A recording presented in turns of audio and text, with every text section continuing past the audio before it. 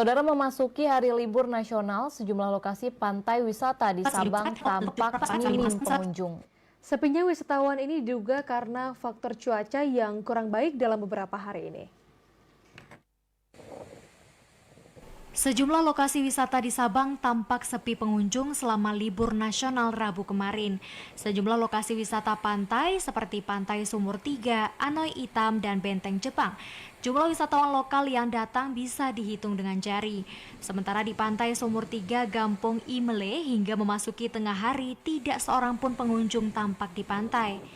Menurut pengelola wisata Pantai Anoy Hitam, Faisal, sepinya pengunjung ini diduga karena cuaca kurang baik selama beberapa hari ini.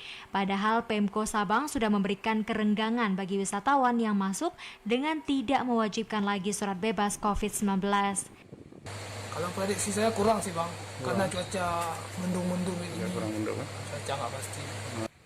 Faisal menambahkan dampak ringanan aturan ke Sabang itu belum secara signifikan menaikkan jumlah pengunjung domestik di tempatnya. Untuk itu pihaknya masih harus bersabar. Dalam kondisi normal sebutnya seperti hari libur dan akhir pekan, lokasi ini menerima hingga ratusan pengunjung per harinya hingga sore hari.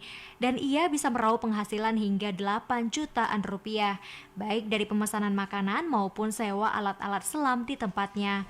Dari Sabang, Mahfud, kontributor TVRI Aceh melaporkan.